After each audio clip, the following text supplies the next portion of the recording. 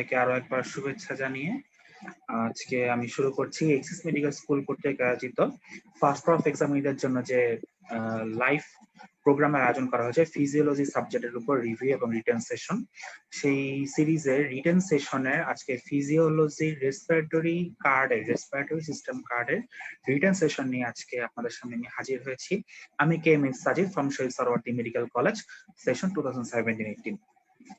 তো প্রিয় দর্শকবৃন্দ, স্পেশালি ফার্স্ট প্রফের এক্সামিনি যারা আছো, তোমরা লাস্ট আমার দুইটা ক্লাসে রেসপিরেটরি সিস্টেমের প্রফে কি টপিক গুলা নিয়ে অ্যাকচুয়ালি পড়ার দরকার আছে, মানে কোন টপিক গুলা ব্যাপারে আমাদের কনসেপ্ট খুব ক্লিয়ার থাকা জরুরি এবং কোন টপিক গুলা নিয়ে আমরা অবশ্যই ভালো করে জেনে তারপরে পরীক্ষার হলে ঢুকবো, both written and viva and OSPE একটা বলছি, যেটা ছিল তোমাদের কিনা মেজারমেন্ট অফ ভাইটাল ক্যাপাসিটি, সেটা নিয়ে আমি একটু বলার চেষ্টা করছি।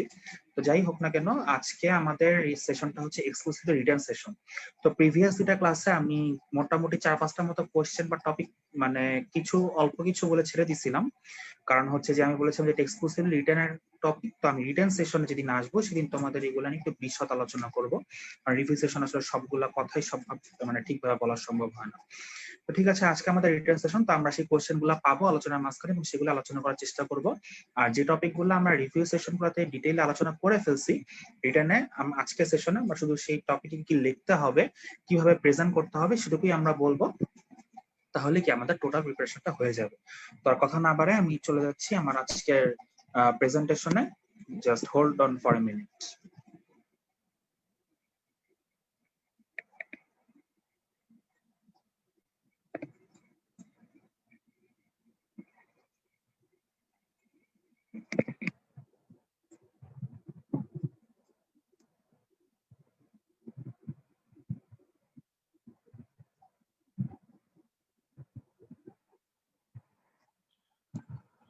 তো দর্শকবৃন্দ, ফার্স্ট অফ এক্সামিনিরা, তো আজকে আমরা রেসপিরেটরি সিস্টেম রিটেন কার্ড নিয়ে আলোচনা করব এবং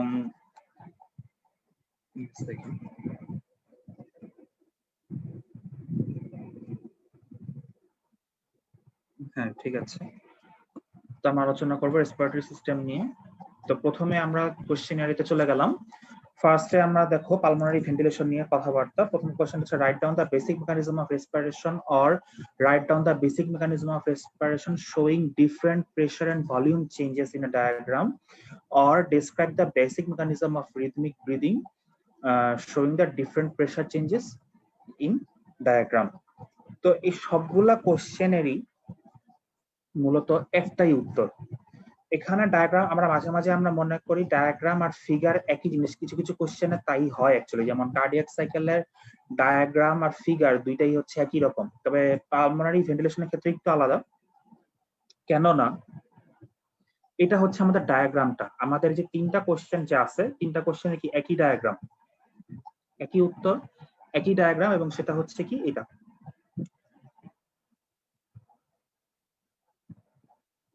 এটা নিয়ে আমাদের কথা বলা গেছে মেইনলি আমরা আচ্ছা পালমোনারি ভেন্টিলেশনটা বা রেসপিরেশনটা কিভাবে অকার হয়, কোথা থেকে সিগন্যাল আমাদের চেস্টে কিভাবে আসে, এবং আমাদের যে নার্ভ গুলা রেসপিরেশনের জন্য ডাইজেফ্রেনিক নার্ভ এবং ইন্টারকোস্টাল নার্ভ গুলো, সেই নার্ভ গুলোতে ইম্পালস আসার পরে আমাদের চেস্ট ক্যাভিটিতে একটার পর একটা ঘটনাগুলা ঘটে, সেই জিনিসটাই হচ্ছে কি পালমোনারি ভেন্টিলেশনের মেকানিজম। এবং আমরা যদি ডায়াগ্রামটা খেয়াল করি, দেখো এখানে কিন্তু সুন্দর মতো এই যে interpleural pressure change, alveolar pressure change, হ্যাঁ এগুলা কিন্তু আমার ডায়াগ্রামে সুন্দর করে উল্লেখ করা আছে। তাই আমাদের যখন আসবে যে mention the pulmonary ventilation mechanism with diagram বা mention the mechanism of rhythmic breathing with pressure changes with diagram, হ্যাঁ সবগুলা কথার জন্য কি আমরা এই ডায়াগ্রামটা সুন্দর করে কি ব্যবহার করব, যে সিগন্যাল ফ্রম রেসপিরেটরি সেন্টার আসলে আমার কি ইন্সপাইরেশন হবে, আর এক্সপাইরেশনের সময় কি কোনো সিগন্যাল আসবে না, দেন যে ঘটনাগুলো ঘটবে। এই ঘটনাগুলো আমরা অলরেডি কি রিভিউতে বলা হয়ে গেছে, যে নার্ভ ফ্রেনিক এবং ইন্টারকোস্টাল নার্ভে ইম্পালস আসলে আমার প্রথমত ভার্টিক্যাল ডায়ামিটার আর এন্টারকোস্টাল ডায়ামিটার কিভাবে চেঞ্জ হবে, তারপর আমার থোড়া ইন্টারথোরাসিক ভলিউম কমলে ইন্টারপ্লেউরাল প্রেসারও কমবে, ফলে অ্যালভিওলার প্রেসারও কমবে, আলটিমেটলি কি আমার অ্যালভিওলার প্রেসার অ্যাটমসফিয়ারিক প্রেসারের চেয়ে কমার কারণে আমার ইন্সপাইরেশনটা হবে, আর বিপরীত কথাগুলাই হচ্ছে কি এক্সপাইরেশন। তাহলে আমার মেকানিজমটা আসলে ইন্সপাইরেশন আর এক্সপাইরেশন দুইটা আলাদা ছকে ব্যবহার করে আমরা আলাদা দুইটা ডায়াগ্রাম কি অঙ্কন করব। এখন কথা হচ্ছে যে ভাইয়া আমরা বিভিন্ন রিসার্চ বইতে এই যে ছক বক্স বক্স করে যে লেখাগুলো আছে, হ্যাঁ, তো এই পরীক্ষার খাতে কি এত সুন্দর করে লেখাটা জরুরি না? পরীক্ষার খাতে তো বক্স বক্স লেখাটা জরুরি না। পরীক্ষার খাতে জরুরিটা হচ্ছে যে দুইটা লেখা তুমি যে আলাদা করে লিখতেছো, যে ফেনিক নার্ভের কথাটা আলাদা করে লিখলা, ইন্টারকোস্টালের কথাটা আলাদা করে লিখলা, এরো চিহ্নগুলো ঠিকভাবে দিলা, লেখাগুলো সোজা করে লিখলা, এটাই এনাফ। তুমি যদি এরো চিহ্নগুলো ঠিকভাবে দিতে পারো, দেন তোমার জন্য এই বক্স করাটা খুব বেশি ইম্পর্টেন্ট না। করতে পারলে ভালো, না করতে পারলে তোমার নাম্বার খুব বেশি কম দিবে না, হয়তো হাফ নাম্বার মতো কম পেতে পারো। বক্স করে দিতে পারলে হ্যাঁ ইটস গুড, তুমি অন্য চেয়ে একটু হইলেও বেশি পাবে। তো এই ছিল আমার এই কোশ্চেনের উত্তরটা। ডায়াগ্রাম সহ আমরা যদি শুধু এতটুকুই লিখতে পারি, it's quite enough for us. Next কোশ্চেনটা আমরা দেখি। State the mechanism of normal respiration mentioning the pressure changes in a graph. ওই একই উত্তরে বাবা। হ্যাঁ, তোমাদেরকে এতগুলো কোশ্চেন দেওয়ার মানে হচ্ছে তোমরা যাতে মানে উত্তর জানা থাকা সত্ত্বেও কোশ্চেন দেখে যেন ঘাবড়ায় না যাও। আমরা কিন্তু অনেক সময় মানে জানি জিনিসটা উত্তর, কিন্তু মানে সন্দেহ করে আবার লিখি না, মানে কোশ্চেনের বিকল্পগুলো না জানা থাকার কারণে। তাহলে এই বিকল্পগুলো কি সব একটাই উত্তর, সেটা হচ্ছে এই উত্তরটা। ওকে ফাইন, নেক্সট কোশ্চেনটা হচ্ছে স্টেট দ্য মেকানিজম, ও না sorry, show in a diagram the pressure and volume changes during different phases of respiration. তো এটার উত্তরটা অ্যাকচুয়ালি কি? এটা উত্তর না। এই তার আগে ছবিটা আমি দেখাবো এই কারণে যে দেখো এই ছবিটা আমি তোমাদের রিভিউ ক্লাসে দেখাতে পারি নাই, কারণ ওখানে তো আসলে স্লাইড শোটা করা হয় না। দেখো এখানে একটা গ্রাফ আঁকা আছে যার এক্স অক্ষের দিকে লেখা আছে ইন্সপাইরেশন এবং এক্সপাইরেশন, বলতে পারো টাইমটা এখানে মানে চিন্তা করতে পারো। আর ওয়াই অক্ষে দেখো আছে প্রেসার সেন্টিমিটার ওয়াটার, সেন্টিমিটার ওয়াটারে প্রেসার ইন্ডিকেট করা আছে। দেখো ইন্সপাইরেশনের তুমি যদি দেখো যে নিচের কার্ভটা হচ্ছে প্লুরাল প্রেসার আর উপরের কার্ভটা হচ্ছে অ্যালভিওলার প্রেসার। তো তুমি যদি কার্ভের দিকে তাকাও, প্লুরাল প্রেসারের কার্ভটা শুরু হইছে আমার ইন্সপাইরেশন যখন স্টার্ট হচ্ছে, ইন্সপাইরেশনের অংশে শুরুতে আমার থাকতেছে এই যে -5, -4 আর 6 এর মাঝখানে দেখো আছে, ফোনে তো আসলে মার্কার দিয়ে দেখানো সম্ভব হয় না। সেখান থেকে আমার ইন্সপাইরেশনটা যখন অলমোস্ট শেষ পর্যায়ে দেখো, তখন আমার প্রেসারটা এসে দাঁড়াইছে 7-এরও নিচে। দ্যাট মিনস আমরা বর্ণনাতে জানি -7.5। সেখান থেকে দেখো এক্সপাইরেশনের সময় উঠা শুরু করছে, দেখো উঠে গেল একটা স্লোলি একটা রাইজ হয়, আর আবার কি আমার নেক্সট এক্সপাইরেশনের শেষ মানে পরের ইন্সপাইরেশনের শুরুতে কিন্তু আমার সেই -5 কিন্তু আবার চলে আসলো। একইভাবে দেখো অ্যালভিওলার প্রেসারটাও তাই, যে আমার শুরু হচ্ছে ইন্সপাইরেশনের সময় অ্যালভিওলার প্রেসারটা -1 থেকে উঠে +1 হলো, তারপর আবার এক্সপাইরেশনের সময় কমে কি আবার আলটিমেটলি -1 এ চলে আসলো। তোমার এই গ্রাফটা শেখার উদ্দেশ্যটা হচ্ছে, আমার প্রশ্নটা ছিল হচ্ছে অ্যালভিওলার এবং ইন্ট্রাপ্লুরাল প্রেসার এন্ড ভলিউম চেঞ্জ, সেই জিনিসটা উইথ ডায়াগ্রাম আমরা ব্যাখ্যা করব। তো এটাই হচ্ছে সেই ছবিটা। দেখো এখানে এক্সট্রা শুধু লাং ভলিউমটা আসছে। লাং ভলিউমটা কিরকম দেখো, এখানে অলমোস্ট 0 থেকেই পয়েন্টিংটা শুরু হয়েছে ভলিউমটা, দেন ইন্সপাইরেশনের সময় ভলিউমটা বাড়তে বাড়তে আমার ইন্সপাইরেশনের শেষে দেখো 0.5 litre, that means 500 millilitre. 0 millilitre থেকে আমার 500 মিলিলিটার মানে 0.5 লিটার পর্যন্ত উঠে আবার এক্সপাইরেশনের সময় স্লোলি রাইজ হয়ে আমার চলে আসলো কি 0-তে। ঠিক 0 না, 0 চেয়ে একটু বেশি হবে, এখানে পয়েন্টিংটা একটু ভুল আছে। মানে কখনোই লাংয়ের ভলিউম তো পুরো 0 হয় না, কারণ কিছু পরিমাণ কি আমাদের রেসিডুয়াল ভলিউম, আমরা পড়ছিলাম রিভিউ ক্লাসে যে কিছু পরিমাণ বাতাস রয়ে যায়, তো সেই রেসিডুয়াল ভলিউমটার জন্য কি পুরোপুরি ভলিউমটা কোনো 0 হয় না, তাই আমরা সবসময় কি 0 চেয়ে একটু উপরে পয়েন্টিংটা শেষ করব। ঠিক আছে, তাহলে এই হচ্ছে লাং ভলিউমের গ্রাফ। আর এই যে দেখো প্লুরাল প্রেসার অ্যালভিওলার প্রেসারের চেঞ্জের গ্রাফটা। তো তাহলে আমরা যদি প্লুরাল প্রেসার মানে অ্যালভিওলার প্রেসার আর প্লুরাল প্রেসার গ্রাফের মধ্যখানে যে স্পেসটা, সেটাই হচ্ছে কি ট্রান্সপালমোনারি প্রেসার। কারণ আমরা কি জানি, transpulmonary pressure is equal to alveolar pressure minus pleural pressure. বুঝতে পারলাম। এবং সেটা কি দেখো ইন্সপাইরেশনের সময় এই গ্যাপটা বেশি, ইন্সপাইরেশনের সময় দেখো এই গ্যাপটা বেশি, ট্রান্সপালমোনারি প্রেসারটা বেশি। হ্যাঁ, আর এক্সপাইরেশনের সময় দেখো যে ট্রান্সপালমোনারি প্রেসারটা কি কম, কারণ গ্যাপটা কম। তো এটাই হচ্ছে কথা, ট্রান্সপালমোনারি প্রেসার বাড়লে কেমন লাং এক্সপান্ড করে। এটা দিয়ে আমরা এটা এই গ্রাফ থেকে আমরা এটা প্রমাণ করতে পারি। তাহলে আমরা উত্তর পেয়ে গেলাম কোন প্রশ্নে, যে showing diagram pressure and volume changes during different phases of respiration. Pressure and volume changes during different events of cardiac cycle, যেমন একটা খুব ইম্পর্টেন্ট প্রশ্ন আমরা পড়ছিলাম, তেমন কি রেসপিরেটরি সিস্টেমের এই গ্রাফটাও কি প্রেসার এন্ড ভলিউম চেঞ্জের জন্য খুবই খুবই ইম্পর্টেন্ট একটা গ্রাফ এবং রিটার্নের জন্য কি খুবই পপুলার একটা কোশ্চেন। সো আমরা সেটা কি মাথায় রাখবো। এখন তোমরা দেখো নেক্সট কোশ্চেন হচ্ছে define pulmonary and alveolar ventilation. খুব সহজ সংজ্ঞা নিয়ে আমি তোমাদের সাথে সাধারণত বেশি কথা বলতে চাই না, কজ রিভিউ সেশন আমি বুঝাই দিছি যে সেটা কি পালমারি ভেন্টিলেশনটা হচ্ছে টোটাল মানে রেসপিরেটরি প্যাসেজে প্রতি মিনিটে যতখানি এয়ার ঢুকে, আর সূত্রটা হচ্ছে রেসপিরেটরি রেট টাইডাল ভলিউম। আমরা যখন এই সংজ্ঞা দুইটা দিব, আবার অ্যালভিওলার ভেন্টিলেশনটা কি যে শুধুমাত্র গ্যাসেস এক্সচেঞ্জ এরিয়াতে পার মিনিটে কতখানি এয়ার তোমার হচ্ছে এন্টার করে, সেটা হচ্ছে অ্যালভিওলার ভেন্টিলেশন। তাহলে এবং অ্যালভিওলার ভেন্টিলেশনের সূত্রটা হচ্ছে রেসপিরেটরি রেট গুণন tidal volume minus dead space volume. তো আমরা যখন এই দুটো সংজ্ঞা লিখবো, পালমোনারি এবং অ্যালভিওলার ভেন্টিলেশন, দুটো সংজ্ঞা লেখার সময় আমরা কি সূত্রটা দিয়ে দিব সাথে।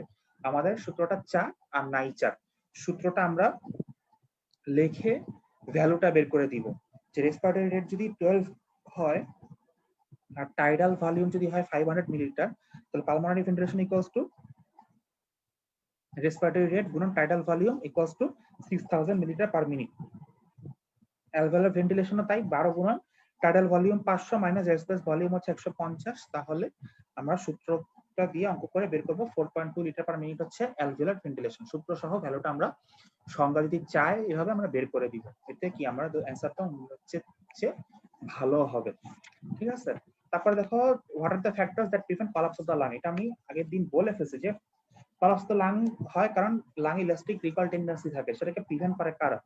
হ্যাঁ, এই সূত্রগুলো পয়েন্ট আকারে আমরা লিখবো surfactant, negative interpleural pressure, residual volume of air, interdependence, না এটা বাদ দাও, সাইজ অফ অ্যালভিওলাই, আর হচ্ছে ফোর্স অফ ইন্সপাইরেশন। হ্যাঁ, এই ফ্যাক্টরগুলো আমরা হচ্ছে লিস্ট আকারে লিখে দিব, এখানে আমাদের বেশি ভূমিকা করার দরকার নেই। ভূমিকার সময় যে একটা লাইনে আমরা দিতে পারি যে লাংয়ের ইলাস্টিক রিকল টেন্ডেন্সির জন্য লাং কলাপস থাকে, সেটাকে প্রিভেন্ট করা যায়, তারা হচ্ছে মানে the factors that prevent collapse of the lung আর as following লিখে আমরা লিস্ট করে 1 2 3 দিয়ে আমরা সুন্দরভাবে লিখে ফেলবো। তারপর সংজ্ঞাটা হচ্ছে different compliance of the lung. কমপ্লায়েন্সটা আমরা বলছি যে পার ট্রান্সপালমোনারি প্রেসার ইনক্রিজের জন্য, পার ইউনিট ইনক্রিজের জন্য লাং যতখানি এক্সপান্ড করে, সেটাই হচ্ছে কি কমপ্লায়েন্স অফ দ্য লাং। এই সংজ্ঞাটা আমরা লিখবো এবং আমরা কি এর নরমাল ভ্যালুটা লিখে দিব। নরমাল ভ্যালু টাইটেল দিয়ে আমরা লিখবো হচ্ছে 200 millilitre per centimetre of water pressure, মানে ট্রান্সপালমোনারি প্রেসার প্রতি সেন্টিমিটার অফ ওয়াটার বাড়ার জন্য আমার লাং 200 মিলিলিটার সমপরিমাণ জায়গা এক্সপান্ড হয়, এটাই হচ্ছে কি এর মানে। তো এইটুকুই আমার ছিল different complex of the lung. এরপর হচ্ছে শর্ট নোট সারফেক্টেন্ট। আচ্ছা, শর্ট নোট সারফেক্টেন্ট যদি লিখতে হয়, এখানে আমরা ফার্স্টে কি সারফেক্টেন্টের সংজ্ঞা দিব। ডেফিনেশনে সারফেক্টেন্টের সংজ্ঞা দিব হচ্ছে it is a surface tension lowering agent and is chemically a complex mixture of several phospholipid, protein and ion. এটুকু আমার সংজ্ঞা। আচ্ছা, এরপর আমরা সাইট অফ প্রোডাকশনটা লিখবো। সাইট অফ প্রোডাকশনটা হচ্ছে টাইপ 2 নিউমোসাইট। আমরা আগের দিন বলছি যে টাইপ 2 অ্যালভিওলার এপিথেলিয়াল সেল বা টাইপ 2 নিউমোসাইটও বলা হয় এটাকে। হ্যাঁ, এবং আমরা এরপর টাইটেল লিখবো টাইম। টাইমটা কি beginning of the 28th week of intrauterine life. Intrauterine life শুধুমাত্র 28th উইক লিখে কিন্তু তুমি স্টপ হয়ে থাকো, তাহলে কিন্তু তুমি নাম্বার পাবা না। হ্যাঁ, এবং এটা কি তোমার পুরো শর্ট নোটের অ্যানসারটা খুব ব্যাড ইমপ্রেশন আসবে যে 28th উইক অফ হোয়াট। একটা বাচ্চার বয়স 28 উইক হতে পারে, একটা বাচ্চা যখন মায়ের পেটে আসে সেটাও কি 28 উইক হতে পারে। তো আমরা সেটাই লিখবো মায়ের পেটে, মানে ইন্ট্রাইউটেরাইন লাইফ। এরপর হচ্ছে প্রোডাকশনের প্রসিডিউরটা আমরা শর্ট নোটের জন্য লিখতে হবে। প্রসিডিউরটা আমরা লিখতে হবে, আমরা এটা রিভিউর দিন বলি নাই, তো এই জন্য আমি আজকে একটু শর্টে বলে দিব যে টাইপ 2 নিউমোসাইট থেকে আমার ল্যামেলার বডি নামক এক ধরনের মেমব্রেন বন্ড অর্গানেল প্রডিউস হয়। সেই ল্যামেলার বডি আলটিমেটলি কি তৈরি করে, সেই ল্যামেলার বডিটা যখন আমার অ্যালভিওলার স্পেসে আসে, সেই ল্যামেলার বডিটা হচ্ছে আমার কিছু লিপিড টিউব তৈরি করে। লিপিড টিউবটা আলটিমেটলি কিছু ফসফোলিপিড ফিল্ম প্রডিউস করে। সেই ফসফোলিপিড ফিল্মের সাথে আমার surfactant protein A B C D এসে কম্বাইন হয়, সাথে আরো কিছু আয়ন প্রডিউস হয়।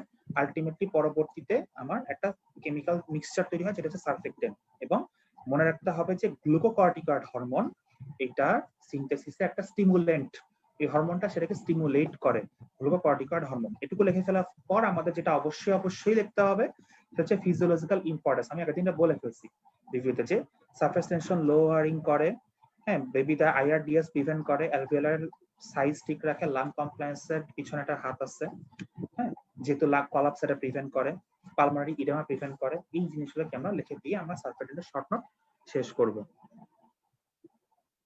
এছাড়াও দেখো আরো কিছু কোশ্চেন এখান থেকে যে ইম্পর্টেন্ট, যেগুলো একটু পড়া উচিত, যে রেসপিরেশনের সংজ্ঞা, এটা নিয়ে আমি কিছু বলবো না, রেসপিরেশনের সংজ্ঞাটা তোমরা মুখস্থ করবা। মাসলস অফ রেসপিরেশন, এটা আমি বলছিলাম যে অবজেক্টিভের জন্য একটু দেখতে, কারণ অবজেক্টিভে এই জিনিসটা নিয়ে বেশি মানে গ্যাঞ্জাম করে, এটা তোমরা দেখবা। নেক্সট কোশ্চেনটা হচ্ছে what are the difference between pulmonary এবং অ্যালভিওলার ভেন্টিলেশন। আচ্ছা, এটা নিয়ে আমি একটু ছোট করে বলবো যে তোমার দেখো পালমোনারি ভেন্টিলেশনের সংজ্ঞা এবং অ্যালভিওলার ভেন্টিলেশনের সংজ্ঞা যেটা হচ্ছে প্রথম পার্থক্য। এরপরে হচ্ছে তোমরা মানে ভ্যালুটা হচ্ছে দিবা, যে সূত্রটা দুইটার সূত্রটা লিখবা।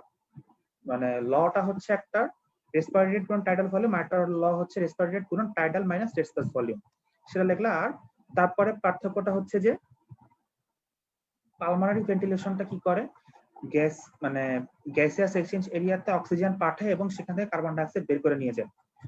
হ্যাঁ, আর অ্যালভিওলার ভেন্টিলেশনে সেখানে গ্যাসিয়াস এক্সচেঞ্জটা মেইনলি হয়। সো অক্সিজেন এবং কার্বন ডাই অক্সাইডের আমাদের বডি কনসেন্ট্রেশন ডিটারমাইন করে হচ্ছে অ্যালভিওলার ভেন্টিলেশন। আচ্ছা, পালমোনারি ভেন্টিলেশন ডেড স্পেস ভলিউমের উপর নির্ভর করে না, কিন্তু অ্যালভিওলার ভেন্টিলেশনটা নির্ভর করে। কারণ অ্যালভিওলার ভেন্টিলেশনটা হচ্ছে গ্যাসিয়াস এক্সচেঞ্জ এরিয়াতে হয়। ডেড স্পেস সম্বন্ধে আমরা জানি যে ডেড স্পেসটা হচ্ছে ওই সকল স্পেস যেখানে গ্যাসিয়াস এক্সচেঞ্জ হয় না। তো ডেড স্পেসের পরিমাণ বেড়ে গেলে কি অ্যালভিওলার ভেন্টিলেশনের পরিমাণ কমে যাবে। সো এটাই হচ্ছে পার্থক্যটা। ঠিক আছে, তো এই পার্থক্যগুলো আমরা লিখবো। সূত্র, সংজ্ঞা সূত্র, ডেড স্পেসের উপর ডিপেন্ডেন্স, এখানে লিখতে পারলেই না, সাথে আরেকটা চাইলে দিতে পারো। নেক্সট হচ্ছে আমার what are the peculiarities of pulmonary circulation. আচ্ছা, এটা নিয়ে একটু বলবো, তার আগে আমি বলবো হচ্ছে ইন্টারপ্লেয়ার প্রেসার নিয়ে শর্ট নোট যদি লিখতে বলে আমাদের লাস্ট কোশ্চেনে, সেটা নিয়ে তুমি কি লিখবা? দেখো, ইন্টারপ্লেয়ার প্রেসার শর্ট নোট লেখা তেমন কিছু নাই। আমরা যে এই যে জিনিসটা পড়ছিলাম এখানে দেখো যে ইন্টারপ্লেয়ার প্রেসার, তোমার এখানে মেইনলি ইন্টারপ্লেয়ার প্রেসারটা কিভাবে চেঞ্জ হয় সেটা তোমাকে বলতে হবে। যে শর্ট নোট ইন্টারপ্লেয়ার প্রেসারকে তুমি লেখা শুরু করলে যে রেসপিরেশনের শুরুতে আমরা প্রথমে প্রেসার থেকে -5 সেন্টিমিটার ওয়াটার, নর্মাল রেসপিরেশনের সময় যখন ইন্সপাইরেশন হয় সেটা -7.5 পর্যন্ত কমে যায়। যদি ফোর্সফুল ইন্সপাইরেশন করি তাহলে সেটা -40 সেন্টিমিটার ওয়াটার পর্যন্ত প্রেসার পর্যন্ত কি কমতে পারে। ইন্সপাইরেশনের অংশ লিখলে পরে এক্সপিরেশনের প্যারাটা আলাদা হবে, টাইটেল দিয়ে লিখবা যে নর্মাল এক্সপিরেশনের সময় আমার ইন্সপাইরেশনের শেষে -7.5 সেন্টিমিটার থাকে। নর্মাল এক্সপাইরেশন শুরু হলে আমার ইন্টারপ্লেয়ার প্রেসার বাড়তে থাকে, বাড়তে নর্মাল এক্সপাইরেশনের জন্য -5 সেন্টিমিটার ওয়াটার প্রেসার পর্যন্ত উঠে। যদি আমি ফোর্সফুল এক্সপাইরেশন করি সেক্ষেত্রে -5 সেন্টিমিটারটা আমার +30 সেন্টিমিটার ওয়াটার পর্যন্ত কি বেড়ে যেতে পারে। তারপরে তুমি যেটা করবা শর্ট নোটের জন্য, এখানের যে গ্রাফটা এর প্লুরাল প্রেসারের পার্টটুকু তুমি এঁকে দিবা। এই গ্রাফের প্লুরাল প্রেসারের পার্টটুকু এঁকে দিবা। তাহলে কি তোমার অ্যান্সারটা খুব এনরিচড হইলো। শুধু লিখলে টিচাররা বোরিং ফিল করে, একটা ছবি দিলে সে বুঝতে পারবে যে হ্যাঁ তুমি যা বলছো সেটা আবার তাকে বোঝানোর চেষ্টা করছো, তুমি নাম্বারটা একটু বেশি পাবা। সরি। আচ্ছা, এইটুকু হচ্ছে কথা। হচ্ছে পিকুলারিটিস অফ পালমোনারি সার্কুলেশন, এটা তোমাদেরকে আমি একদমই বলি নাই রিভিউ ক্লাসের দিন, তো এটা নিয়ে আমি একটু ছোট করে কথা বলবো, বেশি কথা বলবো না। পিকুলারিটিস অফ পালমোনারি সার্কুলেশন কি, আমি যদি পয়েন্টগুলো একটু বলে যাই, কারণ আমার আর কিছু জিনিস আলোচনা করার আছে এখানে। যে দেখো, অন্য সকলখানে আমি পয়েন্টগুলো বলে যাই, তোমরা তো লিখতে পারবাই নিজেদের মতো করে পয়েন্ট আকারে। কিন্তু বলি যে অন্য সকল স্থানে আমাদের সিস্টেমিক সার্কুলেশনে কি হয়, আর্টারিয়াল ব্লাডে হচ্ছে অক্সিজেন থাকে, মানে আর্টারি হচ্ছে আমার অক্সিজেন সব এনরিচড ব্লাড ক্যারি করে, আর ভেইন হচ্ছে অক্সিজেন ল্যাক ব্লাড ক্যারি করে, মানে ল্যাক অফ অক্সিজেন যুক্ত ব্লাড ক্যারি করে, কার্বন ডাই অক্সাইড বেশি অক্সিজেন কম। কিন্তু পালমোনারি সার্কুলেশনে দেখো, পালমোনারি আর্টারিটা হচ্ছে carbon die oxide enriched blood carry করে, আর ভেইন, পালমোনারি ভেইনটা হচ্ছে অক্সিজেন এনরিচড ব্লাড ক্যারি করে। এটা হচ্ছে একটা পিকুলারিটি। তারপরে পালমোনারি সার্কুলেশন আমরা 3 ধরনের জোন পাই, 3 টাইপস অফ জোনস পাই, এটা একটা পিকুলারিটি।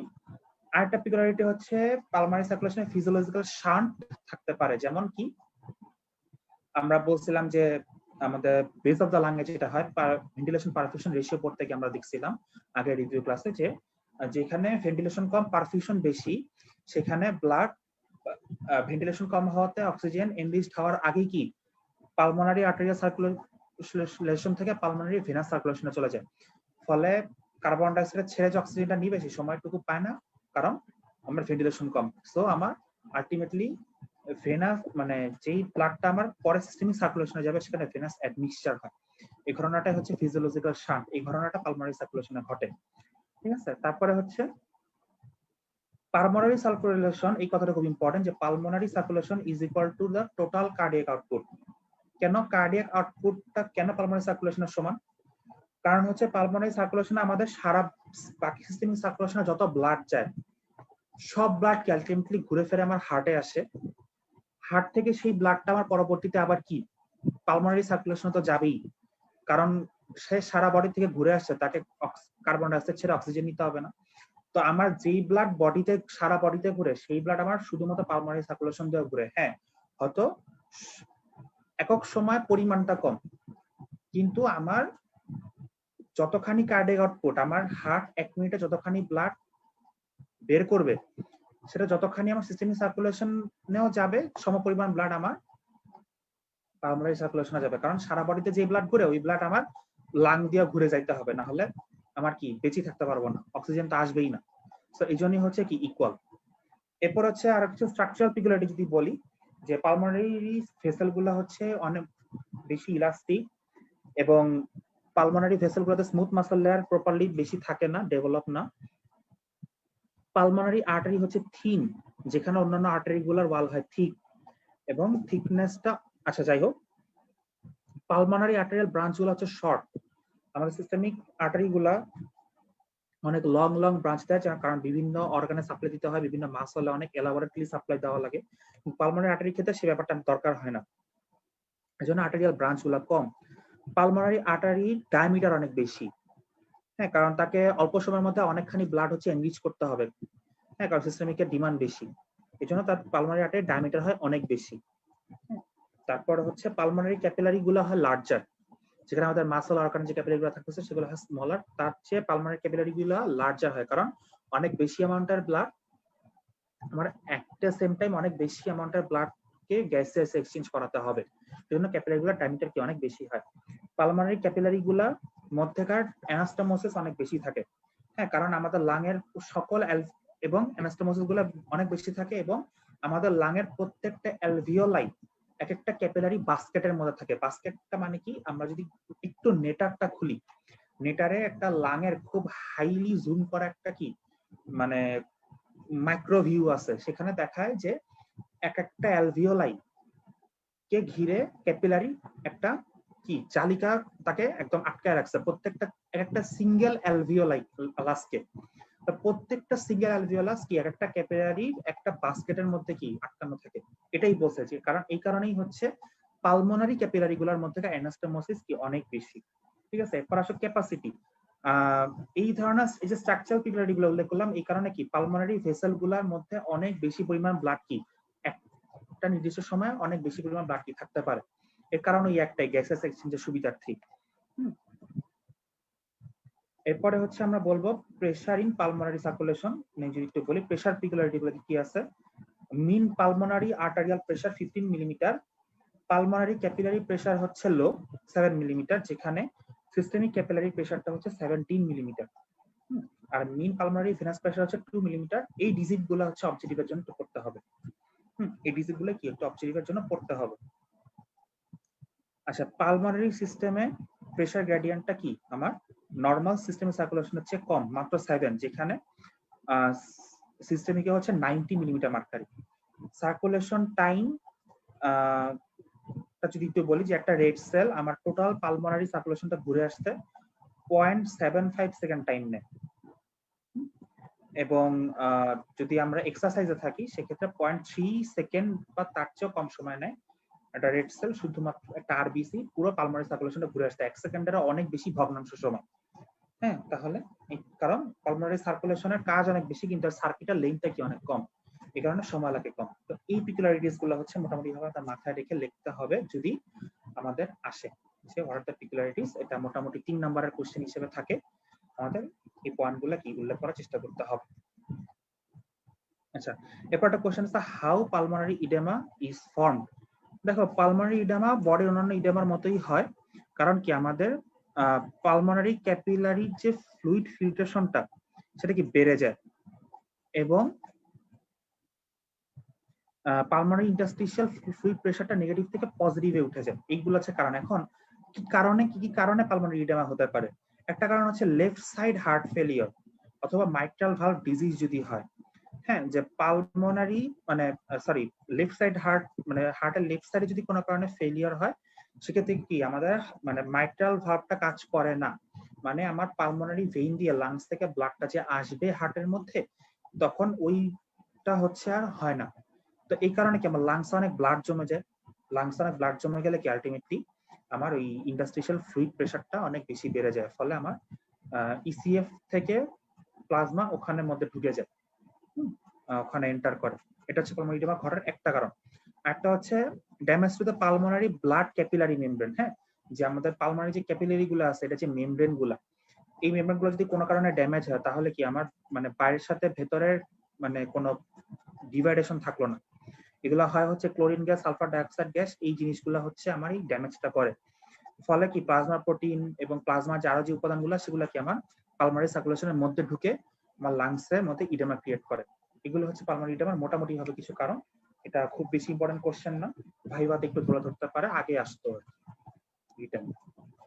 পরে দেখো পালমোনারি ভলিউমস এন্ড ক্যাপাসিটিজ। এখান থেকে আসলে তো তোমাদের রিভিউ ক্লাসটা আমি ফার্স্ট যে রিভিউ ক্লাসটা আমার সেখানে বিস্তারিত আলোচনা করছি যে 4টা ভলিউম 4টা ক্যাপাসিটি। আচ্ছা, রিটেন কোশ্চেন পড়ার আগে আমি তো বলেই দিচ্ছি যে এই 4টা ভলিউম 4টা ক্যাপাসিটি এই 8টা সংজ্ঞা এবং অ্যাটলিস্ট প্রথম 4টার ভ্যালু মুখস্থ করতে হবে। 8টার ভ্যালু যদি ঠাড়া মুখস্থ করতে পারো অনেক ভালো, বাট আমি চালাকি যেটা শিখেছিলাম যে তুমি প্রথম 4টা মানে ভলিউম 4টার ভ্যালু মুখস্থ করতে পারলে ক্যাপাসিটি 4টার সংজ্ঞা বা সূত্র থেকেই তুমি হচ্ছে মান বের করতে পারবা। বাট তুমি মুখস্থ করতে পারো অনেক ভালো। তো এখন আমরা কোশ্চেন দেখলে থাকা হলো তাই বুঝবো। দেখো কি কোশ্চেন গুলো বলছে। List the lung volumes and capacities with the normal values with diagram. আচ্ছা, ডায়াগ্রামটা হচ্ছে স্পাইরোগ্রাম, এখানে আমি আসতেছি। তো তাহলে অলরেডি বুঝে ফেলছি যে আমরা 4টা ভলিউম এবং 4টা ক্যাপাসিটির সংজ্ঞা আমাদের মনে রাখতে হবে। 4টা ভলিউম এবং 4টা ক্যাপাসিটি ব্যাখ্যাটা যদি জানতে চাও, আমার রেসপিরেটরি সিস্টেমের যে ফার্স্ট রিভিউ ক্লাসটা আছে সেটা তোমাদের অবশ্যই কি দেখা উচিত। তো তারপরে দেখো পরের কোশ্চেনটা আমরা চলে যাবো এখন, এখানে সময় নষ্ট করবো না, কারণ রিটেন সেশনে আমাদের মূলত রিটেন কোশ্চেন গুলার দিক নির্দেশনা নিয়ে আমরা কথা বলি। ড্র এন্ড লেভেল spirogram showing different lung volume and capacities with their normal value. এটা একটু তোমাদেরকে দেখাবো। দেখো এই ছবিটা কি আমি আগের দিন বলছিলাম যে অবশ্যই আঁকা শিখতে হবে, এটা পরীক্ষায় মনে করো আসবে। হ্যাঁ, এটা মনে করো পরীক্ষায় এসে গেছে এরকম চিন্তা করে ছবিটা মুখস্থ করতে হবে। তো এটা হচ্ছে দেখো এই ছবিটা যদি দিকে আমরা একটু তাকাই, এখানে গ্রাফটা খুব ভালো করে খেয়াল করো। বাম পাশে দেখো 1000 থেকে মার্কিং শুরু হয়ে 0 থেকে ফার্স্টে 1000 মার্কিং করা আছে, একটা 2 3 4 5 6 হাজার পর্যন্ত আমার একটা মার্কিং করা আছে। দেখো এর মধ্যে দুই মানে ফার্স্টে 1000-এর কিছু উপরে এটা হচ্ছে 1100 মিলিলিটারের স্থানে একটা মার্কিং করা আছে। নেক্সট মার্কিংটা হচ্ছে আমার 2300 ml যেখানে, সেখানে একটা দাগ, আর হচ্ছে তোমার এইটা যোগ করলে টোটাল দাঁড়ায়, আর একটা হচ্ছে 3000-এর একটু নিচে, দ্যাট মিনস আচ্ছা সেটা আমি বাদ দিই। তো 2000-3000-এর মধ্যে যে ছোট ছোট যে ডট ডট দাগ দিয়ে যে মাঝখানের যে এরিয়াটা আলাদা করা হয়েছে, এই এরিয়াটা দিয়ে আমরা ফার্স্টে শুরু করব। এই এরিয়াটা হচ্ছে টাইডাল ভলিউম, মানে আমরা যখন নর্মাল ব্রিদিং নিই আমাদের এই জায়গাটুকুর মধ্যে ভলিউম দেন পাওনা চলে। বাড়া কমাটা এতটুকু জায়গার মধ্যে থাকে, এবং এতটুকু জায়গাটা কতটুকু, ওটা আমার নিচের মার্কিংটা হচ্ছে 2100, আর আমরা জানি টাইডাল ভলিউম হচ্ছে 500, তাহলে আপার মার্কিংটা হচ্ছে 2600 ml এ মার্কিং করা। হ্যাঁ, একটা 2100 মার্কিং, একটা 2600 মার্কিং। তো এই টাইডাল ভলিউমটা হচ্ছে 500 ml। ঠিক আছে, এরপরে দেখো আমার একটা ঢেউ উপরে, দেখো উপরে উঠতে উঠতে 5800 একটা মার্কিং আছে, হাইয়েস্ট মার্কিং, সেইটা উঠে গেছে। তো দেখো আমার টাইডাল ভলিউমের হাইয়েস্ট মার্ক যেটা 2600 থেকে আমার একদম যে হাইয়েস্ট মার্ক 5800, এই ডিস্টেন্সটাকে আমরা বলতেছি ইন্সপাইরেটরি রিজার্ভ ভলিউম। কারণ নর্মাল টাইডাল ভলিউম নেওয়ার পরে আমরা আর যেতটুকু ইন্সপাইরেশন ফোর্সফুলি করতে পারি সেটা কি ইন্সপাইরেটরি রিজার্ভ। ঠিক আছে, নেক্সট হচ্ছে দেখো ইন্সপাইরেটরি ক্যাপাসিটিটা কি। ক্যাপাসিটিটা হচ্ছে আমরা যতখানি এয়ার একবারে ফোর্সফুলি ইন্সপায়ার করতে পারি, এটা হচ্ছে মেইন কনসেপশন। তো তাহলে আমরা ইন্সপায়ারেশনটা শুরু করি হচ্ছে টাইডাল ভলিউমের লো ভ্যালু থেকে, আর একদম শেষ উপরে গিয়ে একদম আমার শেষ হয় নেওয়া। কারণ উপরের দিকে ইন্সপায়ারেশন, নিচের দিকে কি রেসপিরেশন, এটুকু আমাদের মাথায় রাখতে হবে। তো উপরের দিকে ইন্সপায়ারেশন টাইডাল ভলিউমের লোয়ার মার্কিং থেকে একদম টোটাল ম্যাপের হাইয়েস্ট মার্কিংটা হচ্ছে আমার কি ইন্সপায়ারেটরি ক্যাপাসিটি।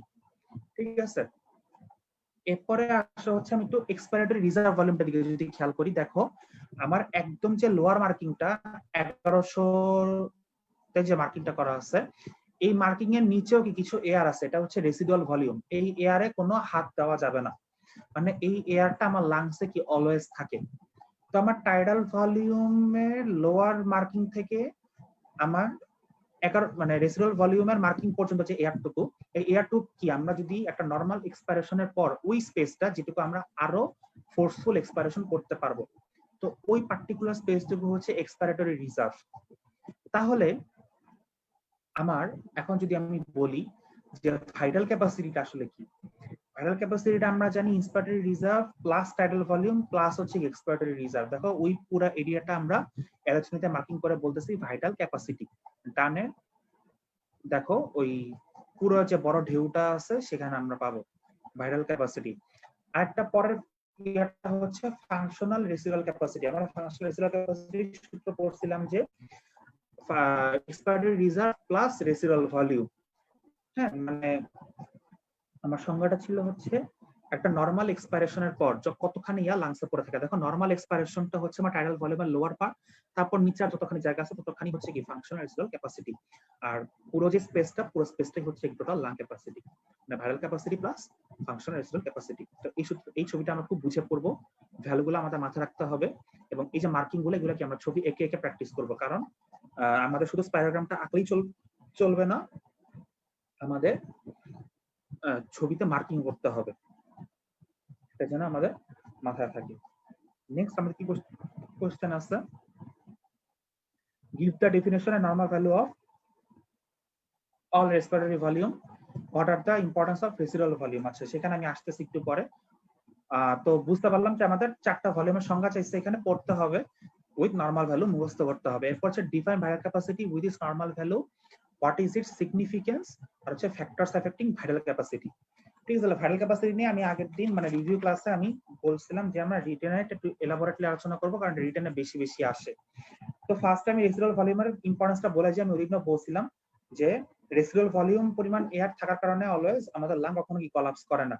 আর দুটা রেসপিরেশনের মাঝখানে যে অফ সময়টা থাকে, সেই অফ সময় যদি অ্যালভিওলাস পুরোপুরি চুপসে যেতে না পারে, কলাপস যাতে করে না যায়, সেই জন্য কি দুটা রেসপিরেশনের মধ্যবর্তী সময় এই রেসিডুয়াল ভলিউমের যে এয়ারটা তারা হচ্ছে অ্যালভিওলাসে কি এয়ারেট করে রাখে, হ্যাঁ, বাতাস দিয়ে রাখে। আবার যখন নতুন ইন্সপিরেশনের এয়ার আসে তখন রেসিডুয়াল ভলিউমটা কি তাদের জায়গায় ফেরত যায়, এটুকু আমরা বলছিলাম। ভাইরাল ক্যাপাসিটির সঙ্গে ভাইরাল ক্যাপাসিটি হচ্ছে it is the maximum volume of air that a person can expire forcefully after a forceful inspiration. সংজ্ঞা অলরেডি আমাদের অনেকবার বোঝা হয়ে গেছে, এরপর আমি সূত্রটাও লিখে দিব।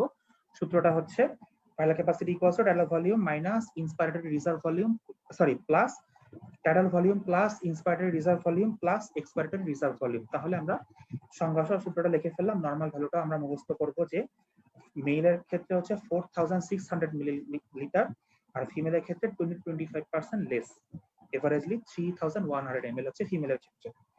হ্যাঁ, এটা স্পাইরোমিটার দিয়ে মেজার করা যায়। আমি শর্ট নোটের জন্য বলতেছি, কি কি পয়েন্ট আমি উল্লেখ করবো শর্ট নোটের জন্য বলতেছি, এটা স্পাইরোমিটার দিয়ে মেজার করা যায়। এরপর হচ্ছে ফ্যাক্টরস গুলো নিয়ে আমরা যদি চিন্তা করি, ফ্যাক্টর গুলো যদি আমি ফার্স্টে বলি, এয়ারওয়ে রেজিস্ট্যান্স। প্রথম পয়েন্ট যে আমার যদি বাতাস ঢুকতেই সমস্যা হয় তাহলে তো আমি ঠিকমতো ইন্সপাইরেশনই করতে পারবো না, তাহলে আমার ইন্সপাইরেটরি রিজার্ভ ভলিউম কমে যাবে, ফলে ভাইরাল ক্যাপাসিটি কমে যাবে। Force of contraction of respiratory muscle, যদি আমার রেসপিরেটরি মাসলের ফোর্স অফ কন্ট্রাকশন কমে যায় আমার ইন্সপাইরেশন নিতে সমস্যা হবে, সো আমার কি আলটিমেটলি ভাইরাল ক্যাপাসিটি কমে যাবে।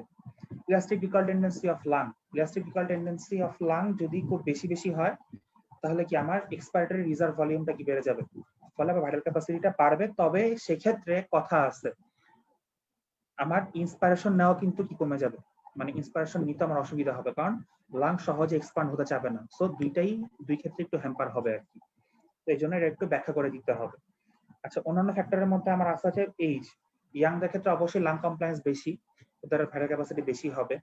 সেক্স এর ক্ষেত্রে অলরেডি বলে ফেলছি যে মেলদের চেয়ে ফিমেলে কম হয়। এখন এটা ভাইভাতে কোশ্চেন ধরতে পারে যে কেন ফিমেলদের কম হয়, এর উত্তরগুলো একটু জানতে হবে। যে ফিমেলের সারফেস এরিয়া, লাং সারফেস এরিয়াটা কম, থোরাসিক কেজটা ফিমেলদের শর্ট, এবং মাসকুলার স্ট্রেংথটা কি ফিমেলদের কম, এইসব কারণে ফিমেলদের ভাইরাল ক্যাপাসিটি কি কম।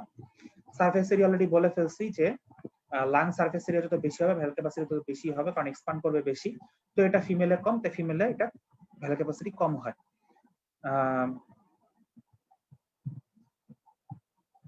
ইন্ডিভিজুয়ালের সাইজ যত বেশি হবে, একটা মানুষের সাইজ যত বড় হবে তার লাংয়ের সাইজ তত বেশি হবে। ফলে কি সেই সারফেস এরিয়া মামলা, যে সারফেস এরিয়া বেশি হলে আমার সাইজ বেশি হলে ভাইরাল ক্যাপাসিটি আমার বেশি হবে। এরপরে হচ্ছে পশ্চার। পশ্চার হচ্ছে যদি একটা মানুষ শুয়ে থাকে, লাইন পজিশনে কি ডায়াফ্রামটা তার পজিশন থেকে একটু উপরের দিকে উঠে যায়, হ্যাঁ, ফলে আমার ভাইরাল ক্যাপাসিটি কিছুটা কম হয়, কারণ ভার্টিক্যাল ডায়ামিটার খুব বেশি, মানে নর্মালের চেয়ে একটু কম ভার্টিক্যাল ডায়ামিটারটা মানে এক্সপান্ডেবল থাকে। আর ইরেক্ট পশ্চারে হচ্ছে আমার একদম ফুল ভাইরাল ক্যাপাসিটিটা পাওয়া যায়। তাই আমরা বলতে পারি শুয়ে থাকা অবস্থায় ভাইরাল ক্যাপাসিটি কমে যায়। আচ্ছা, চেস্টে যদি কোনো অ্যানাটমিক্যাল অ্যানোমালি থাকে, যেমন ব্যারেল শেপড চেস্ট হয়, পিজিয়ন চেস্ট হয়, কাইফোসিস যেটা হচ্ছে কিনা আমাদের গ্রোথ হরমোনের একটা বেড়ে গেলে যে অ্যাবনরমালিটি গুলো হয়, আমরা অলরেডি এন্ডোক্রাইনের রিভিউ ক্লাসগুলো পাইছি যে গ্রোথ হরমোনের মানে শরীরে বেশি বেশি সিক্রেশন হলে কাইফোসিস একটা জিনিস হয়। তো সেই সব ক্ষেত্রে কি ভাইরাল ক্যাপাসিটি নর্মাল ভ্যালু থেকে ডেভিয়েশন হবে।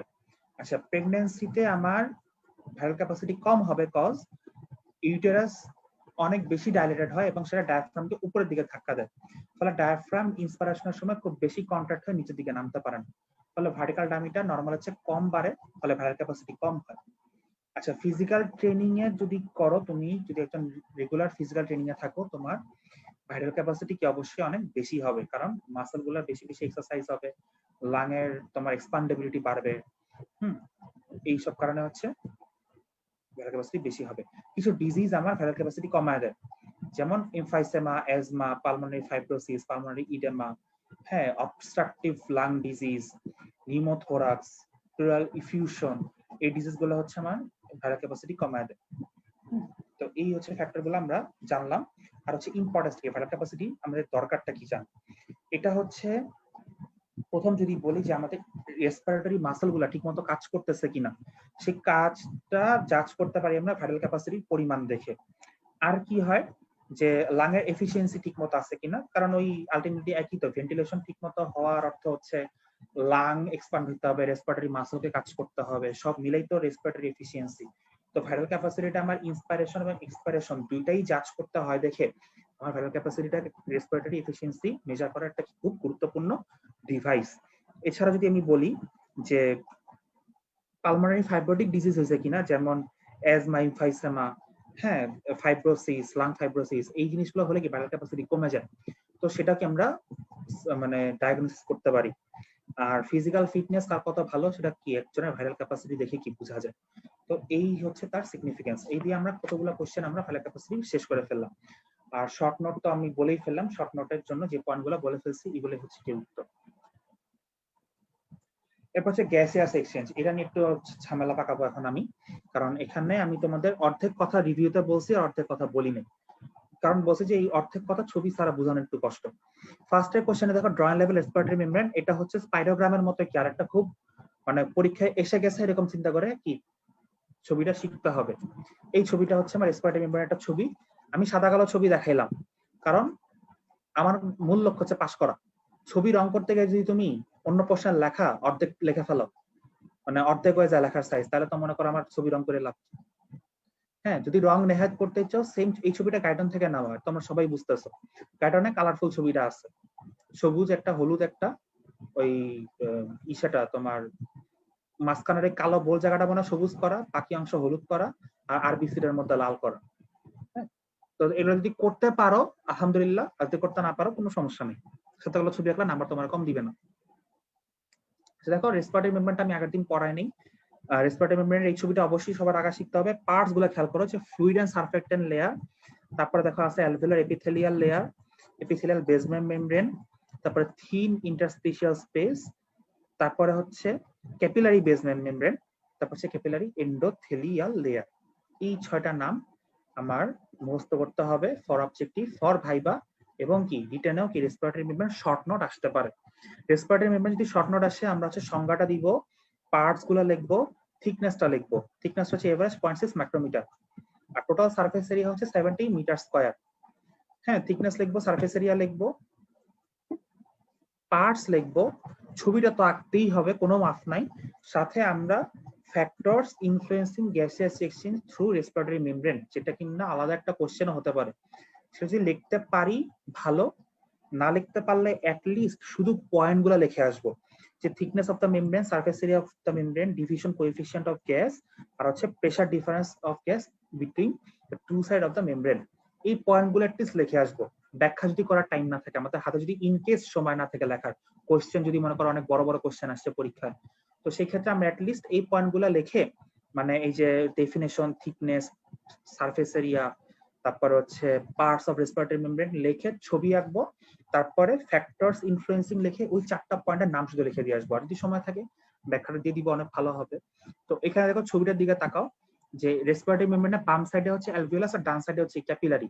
মানে ডান সাইডে হচ্ছে ব্লাড, এখানে আমার অক্সিজেনকে নিতে হবে, আর ব্লাড থেকে অক্সিজেন দেখো অ্যালভিওলাসে চলে যাবে, কারণ অ্যালভিওলাস থেকে আলটিমেটলি কি আমার অ্যাটমসফিয়ার এয়ার দিয়ে কার্বন ডাইঅক্সাইড চলে যাবে। অক্সিজেনটা আসছে কি অ্যালভিওলাসে অ্যাটমসফিয়ার থেকে। তো এই দুই সাইডে হচ্ছে আমার অক্সিজেন এবং কার্বন ডাইঅক্সাইড আদান প্রদান হচ্ছে এই রেসপিরেটরি মেমব্রেনের মাধ্যমে। ঠিক আছে, এই যে রেসপিরেটরি মেমব্রেন, এটা কি অ্যালভিওলাসেরই মেমব্রেন, অ্যালভিওলাসেরই মেমব্রেন, কিন্তু এখানে যেহেতু গ্যাসিয়াস এক্সচেঞ্জটা মানে আমার এক্সটার্নাল রেসপিরেশনটা হয়, তাই এর নাম হচ্ছে কি রেসপিরেটরি মেমব্রেন। ঠিক আছে, এই ছবিটা আমরা আঁকা শিখবো। আর কি শিখবো দেখো, ওই যে যেটা বললাম, briefly discuss factors influence gaseous transport across it, already বলে ফেলছি পয়েন্টগুলো, আমরা ব্যাখ্যাটা বলছি আগে রিভিউতে, সেই অনুপাতে আমরা লিখবো। Discuss describing short transport mechanism of oxygen from lung to tissue. আচ্ছা ঠিক আছে, বলে যাই আগে, oxyhaemoglobin dissociation curve, oxygen haemoglobin, তারপরে হচ্ছে এটা নিয়ে কথা, আর হচ্ছে স্টিপ পার্টের ইম্পর্টেন্স, আর হচ্ছে Bohr effect, T50। Okay fine, thank you. আচ্ছা, অক্সিজেন ট্রান্সপোর্টটাকে তোমার থেকে বুঝাই। দেখো অক্সিজেন ট্রান্সপোর্টের আলোচনাটা আমরা আগের দিন করি নাই, এটা একটু ছবিতে দেখাবো। দেখো অক্সিজেন ট্রান্সপোর্ট আমার 4 ধাপে হয়। প্রথম ধাপটা হচ্ছে diffusion of oxygen from alveolar air to pulmonary blood, যেটা কিনা যে এইখানে রেসপিরেটরি মেমব্রেনে হচ্ছে। তো এখানে কি ঘটনাটা ঘটে, দেখা আমার প্রথমে ছবির উপরের দিকে যদি আমি তাকাই, নিচের গ্রাফটা দেখার দরকার নেই, যে অ্যালভিওলাসে অক্সিজেনের পার্শিয়াল প্রেসার থাকতেছে 104 মিলিমিটার মার্কারি, আর পালমোনারি ক্যাপিলারিতে যখন ঢুকতেছে ব্লাডটা যখন ঢুকতেছে তখন পালমোনারি ক্যাপিলারিতে মানে অক্সিজেনের পার্শিয়াল প্রেসার থাকতেছে 40 মিলিমিটার মার্কারি।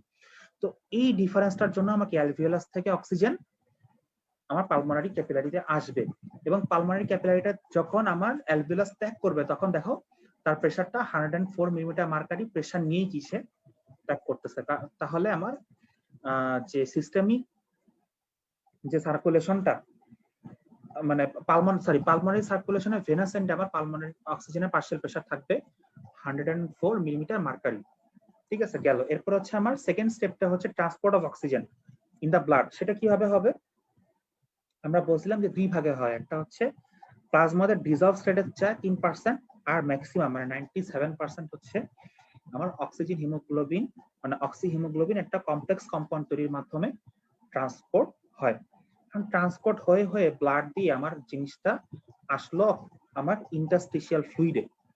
এই ছবিটা দিকে যদি আমরা তাকাই, দেখো যখন কিনা আমার হার্ট থেকে সিস্টেমিক ব্লাডটা বের হইলো, সিস্টেমিক সার্কুলেশনে ঢুকলো, সিস্টেমিক সার্কুলেশনে ঢুকার পর আমার অক্সিজেনের পার্শিয়াল প্রেসারটা আর্টারিয়াল ব্লাডে থাকে হচ্ছে 95 মিলিমিটার মার্কারি। ঠিক আছে, বুঝলাম। সেই ব্লাডটা এখন দেখো ইন্টারস্টিশিয়াল স্পেসটা দেখো লেখা আছে 40 মিলিমিটার মার্কারি, মানে আমার আর্টারিয়াল ব্লাডে 95 থাকবে আর ইন্টারস্টিশিয়াল ব্লাডে প্রেসার গ্রেডিয়েন্ট থাকবে 40। 95 আর 40 এর মধ্যখানে এই গ্রেডিয়েন্টের কারণে আমার অক্সিজেন ইন্টারস্টিশিয়াল ফ্লুইডে আসবে। ইন্টারস্টিশিয়াল ফ্লুইডে আসার পর নেক্সট আমার ফাইনাল স্টেপটা হচ্ছে ইন্টারস্টিশিয়াল ফ্লুইড থেকে আমার সেলে যাবে। দেখো সেলে লেখা আছে 23 মিলিমিটার মার্কারি, মানে আমার সেলে অক্সিজেনের পার্শিয়াল প্রেসার থাকে 23 আর ইন্টারস্টিশিয়াল ফ্লুইডে থাকে 40।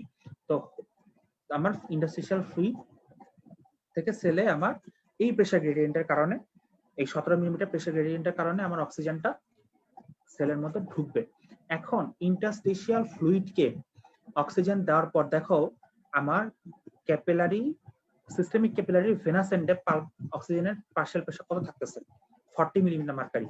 এখন খেয়াল করো তো ছোট্ট বাবুরা, এই যে যখন অ্যালভিওলাসে আমার পালমোনারি ক্যাপিলারি আর্টারিয়াল এন্ডটা ছিল, এই আর্টারিয়াল এন্ডে পার্শিয়াল প্রেসার কত ছিল 40। দেখো তো এই 40টা তাহলে কোথা থেকে আসছে, এই যে ভেনাস এন্ড অফ ক্যাপিলারি যে 40টা, কারণ ভেনাস ব্লাডটাই তো আমার হার্টে ঢুকে আমার পালমোনারি সার্কুলেশনে ঢুকবে। তাহলে ভেনাস ব্লাডে যে partial pressure of oxygen venous এন্ডে, সেই পার্শ্বের প্রেশারটা তো আমার আপ টু অ্যালভিউলাস পর্যন্তই মেনটেন হবে। সেই 40টা আবার আমার অক্সিজেন নিয়ে আমার হার্টের মধ্যে 104 নিয়ে ঢুকবে, পরে 95 নিয়ে এসে আবার এইখানে কাহিনী করবে। তো এই হচ্ছে আমার অক্সিজেন ট্রান্সপোর্টের কাহিনীটা। বুঝতে পারলাম কিনা?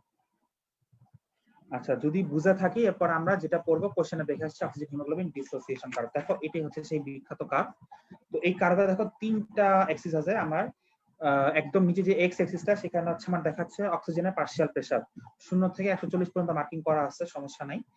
দেখো ওয়াই অ্যাক্সিসের একদম লেফট সাইডে যে ওয়াই অ্যাক্সিসটা, সেখানে দেখা যাচ্ছে হিমোগ্লোবিন স্যাচুরেশন পার্সেন্টেজ, মানে হিমোগ্লোবিন স্যাচুরেশন পার্সেন্টেজে উল্লেখ করা 0 থেকে 100 পর্যন্ত আছে।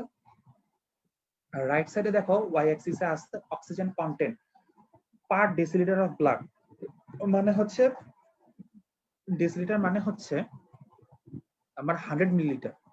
তাহলে প্রতি 100 ml অফ ব্লাডে কত ml অক্সিজেন থাকতেছে সেটার একটা কি পরিমাণ। মোটামুটি ভাবে আমরা জানি যে হাইয়েস্ট ভ্যালুটা হচ্ছে প্রতি 100 ml ব্লাডে আমার 20 মিলিলিটার পর্যন্ত কি অক্সিজেন থাকতে পারে। তো সেই মার্কিংটা দেখো 0 থেকে 20 পর্যন্ত করা আছে। কথা কি বুঝতে পারলাম আমার মার্কিংটা? হ্যাঁ রে বিকাশ। তো এই হচ্ছে মার্কিংটা। তো এই যদি মার্কিং হয়, এখন তুমি খেয়াল করো যে আমার যে মেইন গ্রাফটা, এটা হচ্ছে সিগময়েড গ্রাফ। এই শেপটাকে আমরা, এই যে গ্রাফটা যে ঢেউতে উঠছে, এই শেপটাকে আমরা বলি সিগময়েড শেপ বা সিগময়েড কার্ভ। দেখো দুইটা রিজিয়ন, এই যে প্ল্যাটিউ রিজিয়নটা আমরা এখন পরিষ্কার বুঝতে পারতেছি, একটা ফ্ল্যাট রিজিয়ন, যে অক্সিজেন মানে হিমোগ্লোবিন স্যাচুরেশন যখন দেখো অনেক বেশি 97 98 উঠে গেছে, তখন কি কার্ভটা একটু ফ্ল্যাট হয়ে গেছে। আর যখন তখন পর্যন্ত বেশি ছিল না, দেখো 80 85 পর্যন্ত কিন্তু খুব দ্রুত উঠছে। তো ওই পার্টটাকে আমরা বলি হচ্ছে স্টিপ পার্ট বা স্টিপ রিজিয়ন। হ্যাঁ, আর এখানে আরেকটা মার্কিং আছে দেখো P50 আমরা অলরেডি বলে ফেলছি যে যেই পার্শিয়াল প্রেসার অফ অক্সিজেনে আমার হিমোগ্লোবিন স্যাচুরেশন 50 হবে, সেই পার্শিয়াল প্রেসারটাই হচ্ছে আমার P50। দেখো আমার মার্কিংটা হিমোগ্লোবিন স্যাচুরেশনে 40-60 মাঝখানে, মানে 50 তে মার্কিং, আর এদিকে পার্শিয়াল প্রেসারটা যেখানে গিয়ে মার্ক করে সেটাই হচ্ছে কি আমার P50। মোটামুটি হবে সেটা 26, 26 থেকে 28, বাট বিভিন্ন ফ্যাক্টর সেটাকে কি বাড়িতে কমাইতে পারে, এটা আমরা জানি, যেগুলো রাইট এবং লেফট শিফটিং হয়ে থাকে। তো এই হচ্ছে আমার মোটামুটি কার্ভটা। এবং এখান থেকে যে কোশ্চেন গুলো থাকে, যে short note oxygen haemoglobin dissociation curve, আমরা সংজ্ঞাটা লিখবো, এই ছবিটা অবশ্যই আঁকবো এবং ক্যারেক্টারিস্টিক্সটা দিব। ক্যারেক্টারিস্টিক্সটা কি? এটা একটা সিগময়েড কার্ভ, এটা 0 থেকে শুরু হয়, begins from 0, when partial pressure of oxygen is about 100, the curve is almost flat। দেখো সত্যতা যাচাই হচ্ছে আমার ছবিতেই। 100 পরে খেয়াল করে দেখো, ওই দেখো পুরো অলমোস্ট সোজাই হয়ে গেছে, দাগটা হরিজন্টালি সোজা হয়ে গেছে। ইট ইজ রিভার্সেবল, মানে কার্ভটা পেছন দিকেও কাউন্ট করা যায়। পিছন দিয়ে কাউন্ট করা যায় দেখি আমরা স্টিপ রিজিয়নটা পেছন দিয়ে কাউন্ট করি। আমরা বলি স্টিপ রিজিয়নটা হচ্ছে, এখনই আসতেছে, আমরা পার্টস বলবো দুইটা পার্ট আছে, ফ্ল্যাট টপ পার্ট এবং হচ্ছে স্টিপ পার্ট। একটা হচ্ছে ফ্ল্যাট পার্ট, একটা হচ্ছে স্টিপ পার্ট। ফ্ল্যাট পার্টটার ইম্পর্টেন্স লিখতে হবে আর স্টিপ পার্টটার ইম্পর্টেন্স লিখতে হবে। এটুকুই হচ্ছে কি আমার অক্সি হিমোগ্লোবিন ডিসোসিয়েশন কার্ভের শর্ট নোটের উত্তর। যে ফ্ল্যাট পার্টের আমরা বলছি এটা হচ্ছে লাং এর জন্য প্রযোজ্য, মানে হিমোগ্লোবিনের অক্সিজেন স্যাচুরেশন অনেক বেড়ে গেলেও কি আমার অক্সিজেনের পার্শিয়াল প্রেসার অনেক বেশি থাকলেও কি আমার হিমোগ্লোবিনের স্যাচুরেশন প্রায় ভর্তি হয়ে গেলে এক্সট্রা ভেন্টিলেশন, এক্সট্রা অক্সিজেনেশন হয় না, হাইপার অক্সিজেনেশন হয় না। আর স্টিপ পার্টটা হচ্ছে আমরা রিভার্সে চিন্তা করি, যে সেলুলার লেভেলে সামান্য একটু পার্শিয়াল প্রেসার কম থাকলে কি হিমোগ্লোবিনের স্যাচুরেশন অনেকখানি কমে যায়, মানে হিমোগ্লোবিন বেশি বেশি করে অক্সিজেন কি ছেড়ে দেয়, যেটা আমরা এতক্ষণ ধরে এই যে এই ছবিগুলোতে খেয়াল করলাম। হ্যাঁ, যে এখানে কিন্তু বারবারই প্রেসার গ্রেডিয়েন্টের কথাগুলো আসতেছিল, যে প্রেসার গ্রেডিয়েন্টটা কম হওয়ার কারণেই কি অক্সিজেন গুলো একটা থেকে আরেকটা যাচ্ছে। তো সেটাই হচ্ছে আমি কার্ভের মাধ্যমে বুঝাইলাম। তো এই হচ্ছে আমার শর্ট নোটের উত্তর। এখন আমার আর কি কোশ্চেন ছিল? তো এগুলো বলে ফেলছি, P50 বলে ফেলছি, বোর ইফেক্টটা খালি বলে নিই। বোর ইফেক্টের ব্যাখ্যা তো আগের দিন দিছি আমি। আচ্ছা, এখানে তোমাকে একটু দেখাবো যে কারা কারা রাইট শিফটিং এবং লেফট শিফটিং করে। ঠিক আছে, দেখো এই যে high pH, low carbon dioxide temperature আর 2-3 ডিপিজি, এরা হচ্ছে লেফট শিফট করে, আর উল্টাগুলা হচ্ছে রাইট শিফট করে। উল্টাগুলা হচ্ছে রাইট শিফট করে। এবং যারা লেফট শিফট করে তারা P50 কেও কি কমায়, আর যারা রাইট শিফট করে তারা কি P50 কে বাড়ায়। সিম্পল কথা। তো আর হচ্ছে বোর ইফেক্টটা আমি আগের দিন বলছি, যে বোর ইফেক্টটা হচ্ছে কার্বন ডাইঅক্সাইড এবং আমার পিএইচ কিভাবে হচ্ছে আমার এই ব্লাডের অক্সিজেনেশনটাকে আমার ডিফার করে, যে আমার লাং লেভেলে দুইটা লেভেল আছে, লাং লেভেল আর হচ্ছে টিস্যু লেভেল। লাং লেভেলে আমার কার্বন ডাইঅক্সাইডটা কমে যায়, ফলে সাবসিকুয়েন্টলি কি হয়, কার্বন ডাইঅক্সাইড কমে গেলে আমরা জানি কার্বনিক অ্যাসিডের কাহিনীটা, যে আমার হাইড্রোজেন আয়নের পরিমাণটা কমে যায়। ফলে হচ্ছে দেখো হাইড্রোজেন আয়ন যদি কমে তাহলে হচ্ছে আমার কার্ভে লেফট শিফটিং হবে। কার্বন ডাইঅক্সাইড কমা হাইড্রোজেন আয়ন কমা হচ্ছে লেফট শিফটিং, মানে আমার লাং লেভেলে বেশি বেশি করে কি মানে কম পার্শিয়াল প্রেসার অফ অক্সিজেনে কি স্যাচুরেশন অনেকখানি বেড়ে যাবে।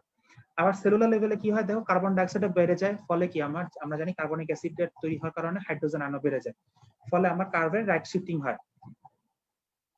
দেখা যায় যে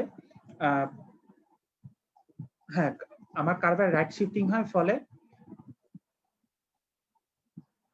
ফলে হচ্ছে সরি আমার টেকনিক্যাল প্রবলেম হচ্ছিল, ফলে আমার হিমোগ্লোবিনের স্যাচুরেশন কি অনেকখানি কমে যায়। কেন? কারণ হাইড্রোজেন আয়ন বৃদ্ধি, কারণ আমরা জানি হিমোগ্লোবিনের ভালোবাসা হাইড্রোজেনের সাথে বেশি, অ্যাফিনিটি বেশি, ফলে হিমোগ্লোবিন বেশি বেশি করে অক্সিজেন সেলুলার লেভেলে ছেড়ে দেয়। এটাই হচ্ছে বোর ইফেক্ট। আমরা পড়েছি, বুঝেছি। নেক্সট আমরা পড়বো হচ্ছে what are the forms of carbon dioxide carried in blood. কোশ্চেনগুলো দেখো যে কি কি ফর্মে ক্যারি হয়, কিভাবে কার্বন ডাইঅক্সাইড ইজ ট্রান্সপোর্টেড, একটু টাইপিং মিস্টেক আছে, how carbon dioxide is transported from tissues to the lungs, তারপরে হচ্ছে ক্লোরাইড শিফট মেকানিজম, আর হচ্ছে chloride shift, Haldane effect, respiratory movement আমরা পড়েই ফেলছি। তো আমরা একটা কার্বন ডাইঅক্সাইড মেকানিজমটা দেখবো, আর হচ্ছে হ্যালডেন ইফেক্ট একটু সামান্য আকারে পড়বো। দেখো প্রথমে কার্বন ডাইঅক্সাইডের রাস্তাটা হচ্ছে অক্সিজেনের একদমই উল্টা। দেখো এখন আমরা কার্বন ডাইঅক্সাইডের প্রেসার নিয়ে চিন্তা করবো। কার্বন ডাইঅক্সাইডের প্রেসার আমার দেখো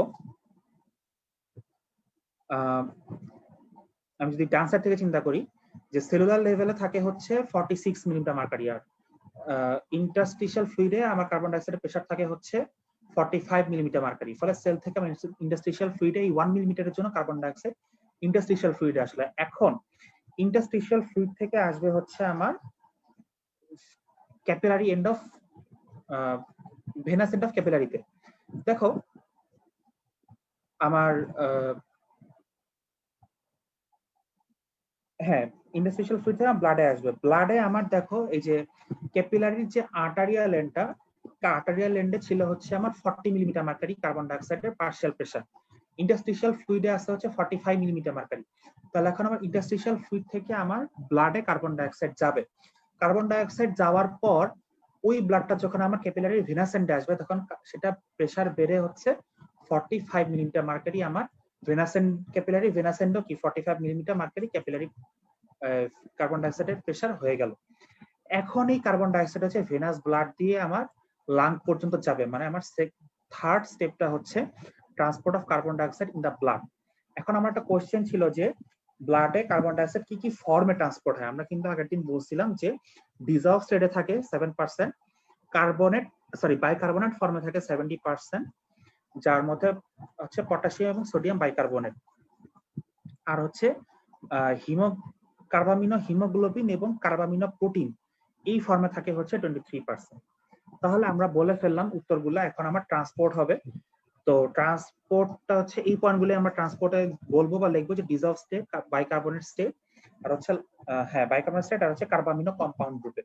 হ্যাঁ এটা হচ্ছে কার্বামিনো হিমোগ্লোবিন ইন আরবিসি আর carbamino protein in RBC and mainly plasma. তারপরে হচ্ছে আমার transport of carbon dioxide from blood to lung, মানে ব্লাড এখন গিয়ে আলটিমেটলি হার্টে যে হার্ট ঘুরে লাঙে পৌঁছালো,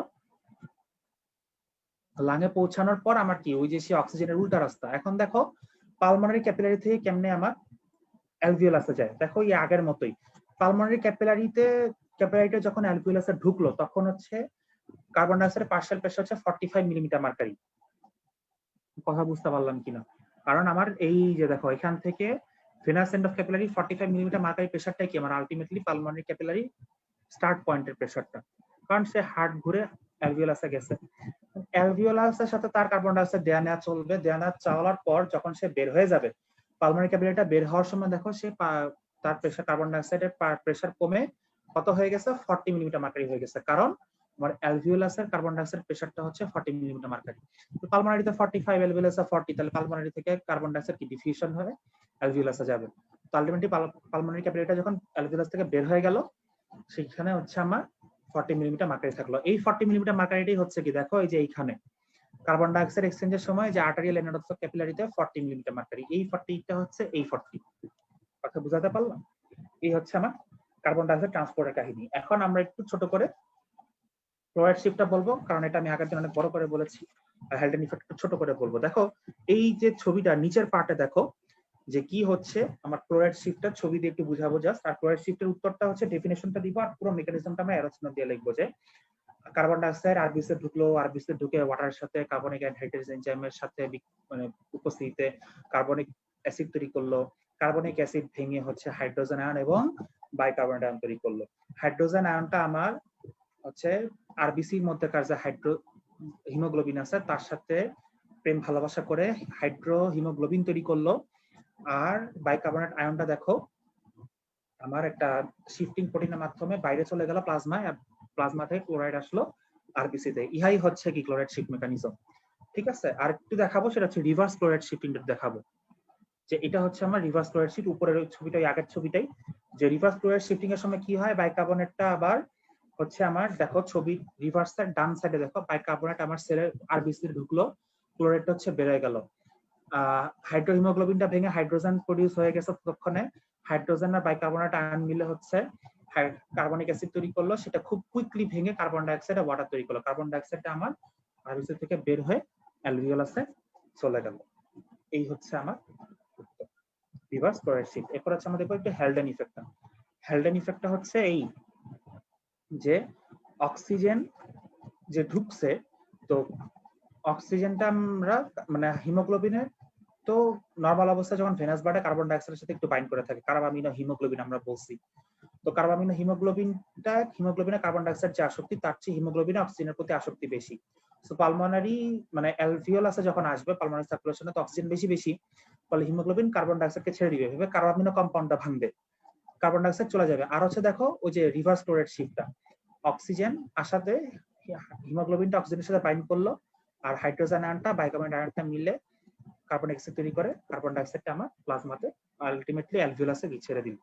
এই হচ্ছে আমার উত্তর হ্যালডেন ইফেক্টের। হচ্ছে রেগুলেশন, এরপর আর খুব একটা বেশি কিছু বলার নাই, রেগুলেশন নিয়ে এগুলোতে আমি আর কিছু বেশি বলবো না। দেখো প্রথম কোশ্চেনটা হচ্ছে, একটু জুম করি, যে list the respiratory centre with the location and diagram and function. এই হচ্ছে আমার ছবিটা, এই ডায়াগ্রামটা আমরা আঁকা শিখবো, ভালো করে আঁকা শিখবো, মার্কিংটা দেখো খেয়াল করে। আর আমার নামগুলা রেসপিরেটরি সেন্টার নামগুলা pre Botzinger complex, dorsal group, ventral group আর হচ্ছে নিউমোট্যাক্সিক সেন্টার, এই নামগুলা এবং তাদের ফাংশন গুলা আমরা সুন্দর করে কি লেখা প্র্যাকটিস করব, মুখস্থ করব। এরপর হচ্ছে write down the neural regulation of respiration. এটা হচ্ছে এই যে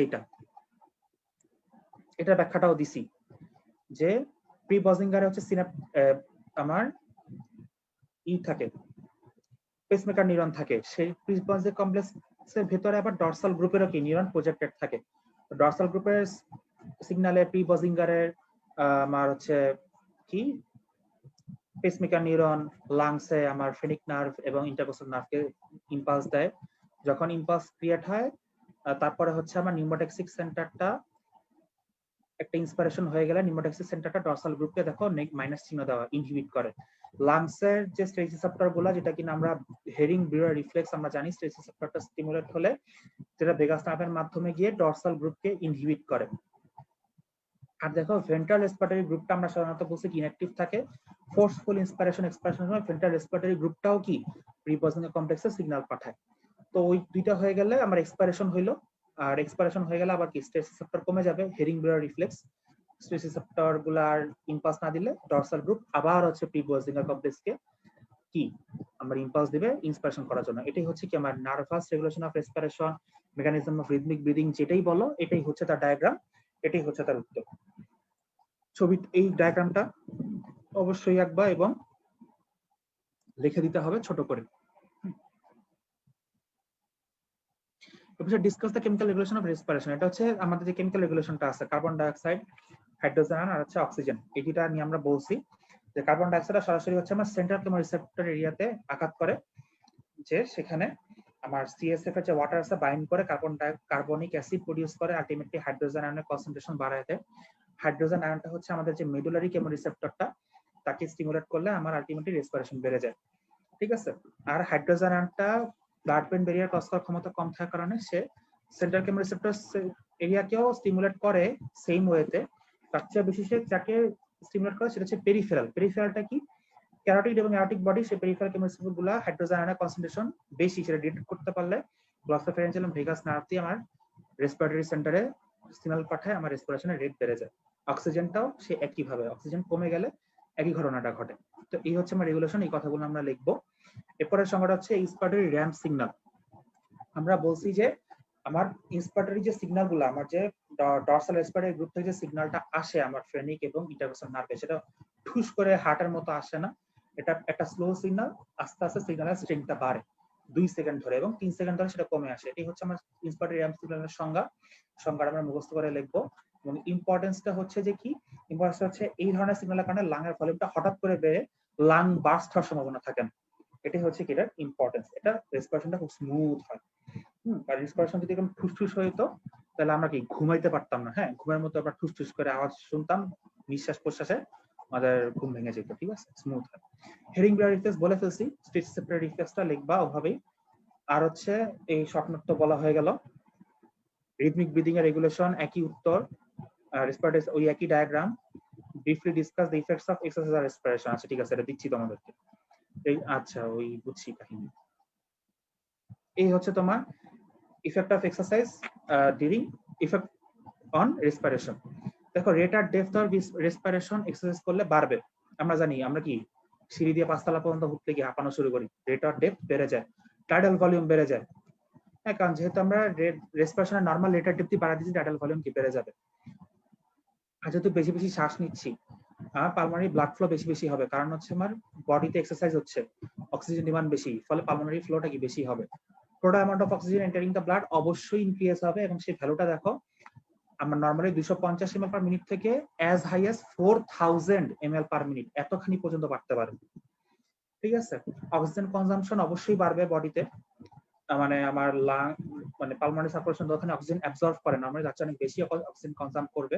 কার্বন ডাইঅক্সাইড অনেক বেশি বেশি ছাড়বে, কারণ বডিতে এক্সারসাইজ হচ্ছে, মেটাবলিজম বেশি হচ্ছে, কার্বন ডাইঅক্সাইড বেশি প্রোডিউস হচ্ছে, সো কার্বন ডাইঅক্সাইড ফর্মেশন কি বেড়ে যাবে।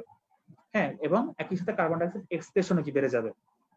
Arterial oxygen pressure, arterial carbon dioxide pressure, arterial pH, এগুলো কি নরমাল থাকে, কারণ এগুলা সবগুলা কন্ট্রোল করার জন্য কি আমাদের বডিতে রেগুলেটরি সেন্টার আছে, তারা সবসময় কি চেষ্টা করে বিভিন্ন মেকানিজমের মাধ্যমে এই জিনিসগুলো যেন কখনো বাড়ে কমে না। আর বাড়ে কমলে কি হয়, এটা তো আমরা বুঝতেই পারছি, ওই যে কেমিক্যাল রেগুলেশনে কি হয়, এই যে কার্বন ডাইঅক্সাইড, পিএইচ মানে তো হাইড্রোজেন, আর অক্সিজেন, এগুলো নিয়ে তো কেমন রিসেপ্টরের কাজ কারবার, ওরাই তো এই যে মেকানিজম গুলো ক্রিয়েট করে। হ্যাঁ, ফলে কি এগুলো সবসময় কি নরমাল থাকে। এই হচ্ছে তোমার ইফেক্টস অফ এক্সারসাইজ। নেক্সট আমরা বলবো হচ্ছে হাইপক্সিয়া, এগুলো নিয়ে বেশি কিছু বলার নাই। হাইপক্সিয়ার সংজ্ঞা আমরা খুব ভালো করে জানবো। ডিফাইন, যেহেতু প্রথম কোশ্চেনটা, is a clinical condition when there is a oxygen deficiency in tissue level. আবার 4 ধরনের হাইপক্সিয়া আছে, হাইপক্সিক, অ্যানিমিক, স্ট্যাগন্যান্ট আর হচ্ছে হিস্টোটক্সিক। এর 4টা সংজ্ঞা জানবো। যে হাইপক্সিক হচ্ছে আমার আর্টেরিয়াল ব্লাডে পার্শিয়াল প্রেসার কমে যায় অক্সিজেনের, আইদার অ্যাটমসফেরিক অক্সিজেন কম থাকায় অথবা রেসপিরেশনের প্রবলেম হওয়ার কারণে। অ্যানিমিকটা কি? অ্যানিমিকে হচ্ছে আমার পার্শিয়াল প্রেসার অক্সিজেন কমে যাবে বিকজ আমার আইদার আরপিসি কম অথবা হিমোগ্লোবিন নাই, হিমোগ্লোবিনের ডিফেক্ট আছে। স্ট্যাগন্যান্টটা হচ্ছে আমার সব পার্শিয়াল প্রেসার, হিমোগ্লোবিন সবকিছু নরমাল আছে, কিন্তু টিস্যুতে ব্লাড ফ্লো হতে পারতেছে না। স্ট্যাগন্যান্ট মানে ইসকেমিক, টিস্যুতে ব্লাড ফ্লো হতে পারছে না, টিস্যুতে ব্লাড ফ্লো হতে না পারাই কি ইসকেমিয়া। হ্যাঁ, আর মানে ইসকেমিয়া হাইপক্সিয়ার একটা কারণ, প্যাথোলজিতে পড়বা যে হাইপক্সিয়া ইসকেমিয়া দুইটা কি সেল ইনজুরির কারণ। যে হাইপক্সিয়া যে কোনো কারণেই হতে পারে, তবে ischaemia is one of the reason of hypoxia. ঠিক আছে, আর হিস্টোটক্সিক হাইপক্সিয়াটা কি? যে আমার সেলের যদি কোনো প্রবলেম হয়, সেল যদি আমার অক্সিজেন ইউটিলাইজ করতে না পারে কোনো টক্সিকের কারণে। তো আমরা সময়গুলো জানবো, কজ গুলো আমরা এইভাবে পড়ে ফেলবো। যেমন হাইপক্সিয়ার কজ আমরা একটা হচ্ছে অ্যাটমসফিয়ারিক কজ দেখাবো, আর একটা হচ্ছে লাং ডিজিজের কজ দেখাবো।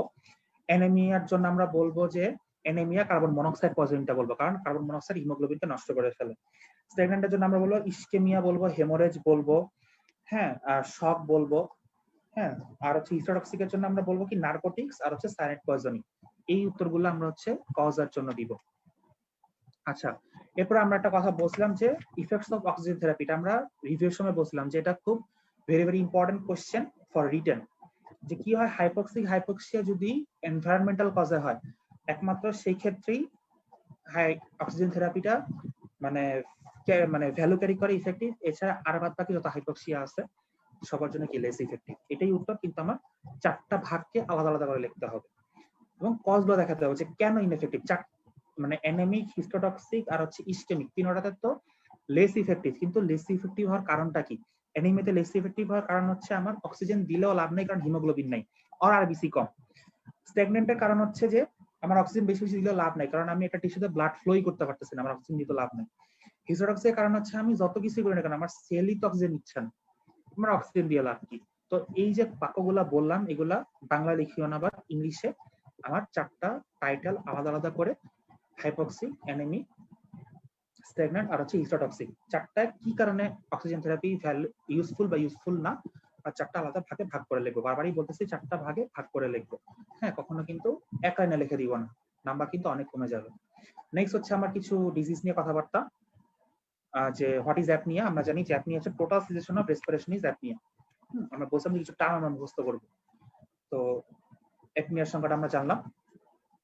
এরপরে হচ্ছে এগুলো লাগবে না। লাং ফাংশন টেস্টে আমরা কিছু বলছি যে কিছু লাং ফাংশন টেস্ট আমরা মুখস্থ করবো, যে name the common lung function test in clinical practice, যে কটা পারো, বিভিন্ন সোর্স বইতে অনেক আছে, যে কটা মনে থাকে। What is FEV1? It is the fraction of vital capacity that is expired in the first second, মানে হচ্ছে forced expiratory volume in the first second. এটা হচ্ছে FEV1। সংজ্ঞাটা লিখবো, ফুল ফর্মটাও লিখবো আমরা খাতায়, ফুল ফর্ম না লিখলে নাম্বার পাবা না। এছাড়া কিন্তু দেখি যে স্টুডেন্টরা ফুল ফর্ম লিখছে কিনা, FEV1 এর ফুল ফর্মটা লিখে ব্র্যাকেটে FEV1 লিখবা। Give the importance. ইম্পর্টেন্সটা আমরা বলছিলাম যে আমরা অবস্ট্রাকটিভ এবং রেস্ট্রিকটিভ লাং ডিজিজটা কি ডিফারেন্সিয়েট করতে পারি FEV1 দিয়ে, বা FEV1 বাই FVC রেশিও দিয়েও কি আমরা মেজার করতে পারি। তারপর হচ্ছে ডেড স্পেস। ডেড স্পেসটা নিয়ে একটু বলবো 4 নম্বর কোশ্চেনে, যে what do you mean by anatomical physiological dead space. Air নিয়ে বলছে, যে যদিও এখানে অ্যানাটমিক্যাল স্পেসটা হচ্ছে ওই যে আমার নস্ট্রিলস থেকে টার্মিনাল ব্রঙ্কিওল পর্যন্ত, যেখানে আমার শুধু মানে এয়ার এক্সচেঞ্জ হয় কিন্তু গ্যাসেস এক্সচেঞ্জ হয় না। আর ফিজিওলজিক্যাল ডেড স্পেসটা হচ্ছে অ্যানাটমিক্যাল ডেড স্পেসই, কিন্তু যদি কোনো আমার ফাইব্রোটিক লাং ডিজিজ হয়, এমফাইসেমা হয়, এই ধরনের কেসে হচ্ছে আমার অ্যালভিওলাস গুলো ড্যামেজ হয়ে যায়, হ্যাঁ, লাং কলাপস হয়। তো এইসব কেসে কি আমার গ্যাসেস এক্সচেঞ্জ এরিয়া কমে যায়, ফলে ফিজিওলজিক্যাল ডেড স্পেস এয়ারটার পরিমাণ বেড়ে যায়। এভাবে আর কি আমাদের ব্যাখ্যা করে লিখতে হবে। আর এখান থেকে কোশ্চেন হোয়াট ইজ অ্যাসফিক্সিয়া অত বেশি লাগবে না। পিরিয়ডিক ব্রিদিং একটু বলবো। পিরিয়ডিক ব্রিদিংটা হচ্ছে একদিন যেটা বলছিলাম, যে periodic breathing is an abnormality of respiration. এটা রেসপিরেশন অ্যাবনর্মালিটি, যেখানে একটা পারসন কিছু সময়ের জন্য ডিপ রেসপিরেশন করে, ডিপ ব্রেথ নেয়, ফলোড বাই কিছু সময়ের জন্য রেসপিরেশন করে না। এটি হচ্ছে আমার পিরিয়ডিক ব্রিদিং। যদি শর্ট নোট আসে সংজ্ঞাটা লিখবো এবং টাইপসটা লিখবো। টাইপটা হচ্ছে একটা বায়োস ব্রিদিং আর একটা হচ্ছে chain Stokes breathing. Short note যেহেতু আমার দুইটা শর্ট নোটের জন্য 5 মার্ক থাকে, দ্যাট মিন্স একটা শর্ট নোট আমার 2.5 মার্ক করে। সো আমাকে শুধু এতটুকু লিখলে হবে না, আমাকে বায়োস ব্রিদিংটা কি অ্যাটলিস্ট এতটুকু বলতে হবে, যে বায়োস ব্রিদিংটা হচ্ছে characterized by several number respiration followed by complete situation of respiration. আর চেইন স্টোকস ব্রিদিংটা হচ্ছে several period of deep breathing, hyper ventilation বা hyper respiration, period of deep breathing বা deep ventilation বা deep respiration followed by complete cessation of respiration। এই দুটো সংজ্ঞা লিখে আমাদের কি পিরিয়ডিক ব্রিদিং এর শর্ট নোটটা শেষ করতে হবে। অ্যাসফিক্সিয়ার সংজ্ঞা যদি চাও শুনতে পারো আমার কাছ থেকে, যে it is a condition in which a lack of oxygen or excess of carbon dioxide, দুইটা কথা লিখতে হবে, শুধু lack of oxygen না, lack of oxygen or excess of carbon dioxide in the body occurs due to disturbance in respiration which ultimately leads to unconsciousness and death। এটাই হচ্ছে অ্যাসফিক্সিয়ার সংজ্ঞা। তো এই ছিল আমার মোটামুটি ভাবে আমার আজকের রিটেন সেশন। তো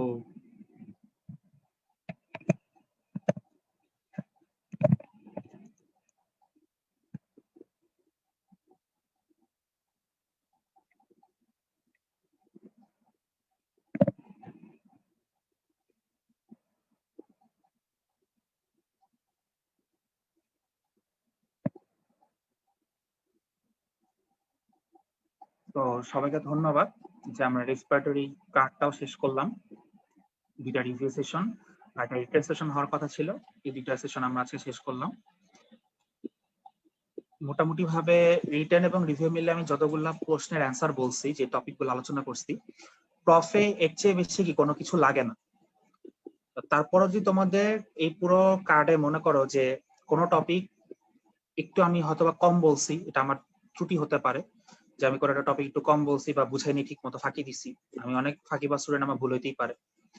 এছাড়া তোমাদের নিজস্ব যদি কোনো সমস্যা থাকে, যে মনে করো যে না এই টপিকটা একটু আমি কম বুঝি ভাই, এই টপিকটা নিয়ে যদি একটু বলেন, তাহলে আমি এই লাইভের কমেন্ট সেকশনে অথবা এই ভিডিওটা এক্সেস মেডিকেল স্কুলের অফিসিয়াল ইউটিউব পেজে আপ দেওয়া হবে, সেখানেও আমি আমার সাধ্যমতো চেষ্টা করবো যে তোমাদের প্রশ্নগুলোর উত্তর দিতে। কারণ আমরা আছি তোমাদের সহযোগিতায়, access medical school journey towards excellence, স্টুডেন্টরা যেন এক্সিলেন্ট একটা প্রফে এক্সাম দিতে পারে, সেই লক্ষ্যে কি আমাদের এই রিভিউ এবং রিটেন সেশন গুলা প্রচেষ্টা। এখান থেকে তোমরা যদি একটু উপকৃত হও, তাহলে আমি নিজের প্রচেষ্টাকে সার্থক মনে করবো। আর যদি কোনো ভুল ত্রুটি হয়ে থাকে, অবশ্যই আমাকে ধরায় দিবা, এবং কোনো ল্যাকিংস থাকলে অবশ্যই কি আমাকে সেটা জানাতে ভুলবা না, কারণ শেয়ারিং ইজ কেয়ারিং। সবাইকে অনেক ধন্যবাদ এতক্ষণ ধরে তোমরা যারা ভিডিওটা দেখলা, এই লাইভটা দেখলা এবং এই ভিডিওটা দেখলা। সবাইকে অনেক শুভকামনা জানিয়ে আমি কেএমএস সাজিদ এখানেই বিদায় নিচ্ছি।